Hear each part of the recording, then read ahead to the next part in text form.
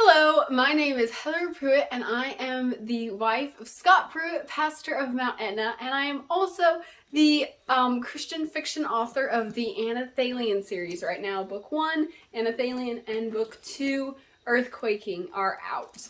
And the Anelthalien series is, people say it reminds them of the Chronicles of Narnia because it's allegorical, it has a message about God, while kids in Narnia, teenagers in my book, travel through this fantasy world and have a adventure.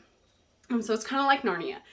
And the journey that the characters go through and my experience as a Christian author both display the truth of the theme of the verse of Proverbs 27:17, iron sharpens iron and one man sharpens another.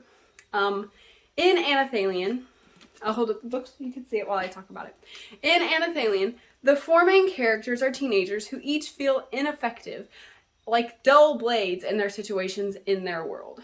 In this world. It starts out in this world and they are transported to Anelthalien, just like in Narnia.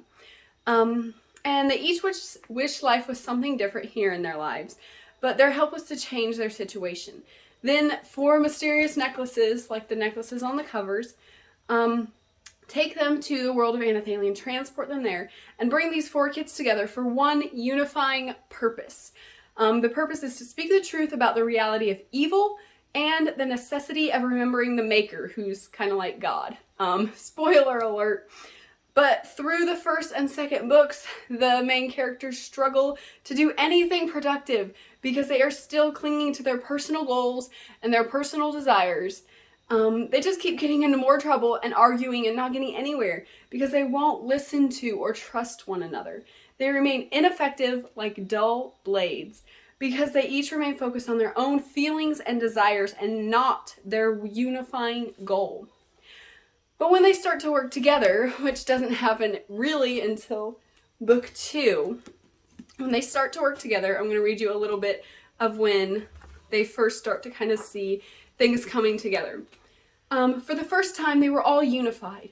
All four of them were intently watching the fire together, hoping for the same result, waiting to pursue their shared goal. The sense of unity felt unfamiliar and somewhat unsettling, but also so refreshing and empowering that Ella's earlier question replayed in Kendall's mind. How long had they been useless by arguing with one another? Isildur had told them what seemed like so long ago to work together, but until now the importance of doing so hadn't struck her. Now, as they all stared hopefully at the darkening wooden circle, Kendall was confident that they could actually accomplish what they had set out to do. Just kind of showing that they're finally starting to work together and it finally seems like we're actually getting toward our goal. And also, another quote from the second book, Earthquaking. I'm not going to give you any context, but that's what Ella said. We have to listen to our makers, who's kind of like God. And that's how we'll know what to do. And to do that, we have to listen to each other. And we have to believe each other when we say the makers are talking to us. And that one just shows you got to listen to God and you got to listen to the people around you who God gives you. You can't just think, I'm going to do my own thing and do it my way. You've got to listen.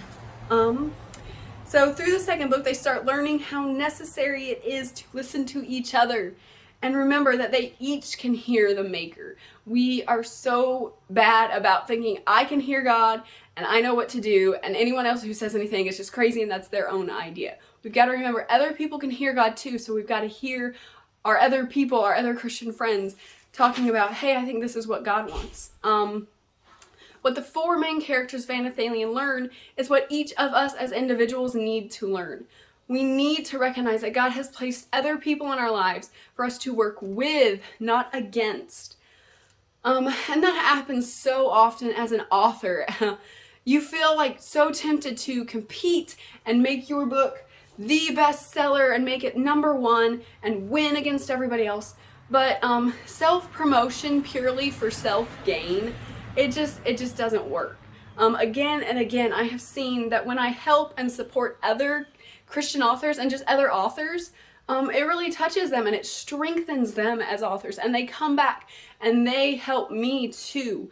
They return the support when we act as a community and remember that we are not doing this for ourselves, our own dreams, our own goals, and our own desires. Then we actually start achieving the big important goal of showing people God and bringing people closer to Him. It's so amazing when other Christian authors, I support them and then they read my book, how touched they are and how they say they learn about God by reading these books, and their walk with God gets better and they become a better person because of it. And it's just, when you are after God's goals and not your goals, you actually achieve amazing things. You actually achieve His goals, and His goals are amazing. And also as Christians in churches, we do the same thing. We try to each meet our own goals and work independent of one another, and we end up just stuck. It just doesn't work, and we're ineffective. But when we work together as churches, when we work together as individuals within churches, actually as the church, we become effective. We sharpen one another. We increase our impact by focusing on the big goal God gives rather than a bunch of little personal goals. One second. And we need to work together. We need to do that by setting aside our own fears and our own emotions, our own desires, and instead focusing on the one goal that God gives us. And so I want to read you just a little bit of, in the first book, when the main mentor guy is kind of telling Tad to what his goal is and what he needs to focus on. He says, "The hero is the man who disregards himself, the man who forgets his own inability, pain, fear, and rage, and considers those around him. The one willing to see everyone else's inability, feel their pain and fear, and yet stand in their place. To be a hero, Tad, you must be a shield for others. You must be the very thing that stands between a people and death and stabs back that death. Sacrifice makes a hero." And the sacrifice for us, Tad next he asked, "Do I have to die?" And it's not about dying. It's about giving up our own dreams, our own hopes, our own church programs, our own traditions, giving up those things that just we want, our own self, and instead listening to God, giving up what we want and listening to God. That's the sacrifice that we need to do to be effective, and doing His will instead of our will. That's the sacrifice that we have to do to be effective. When we listen to God and listen to and trust others listening to God, then we will become effective like a sharpened sword of truth. So that is all I want to say to you today. Thank you for listening to me.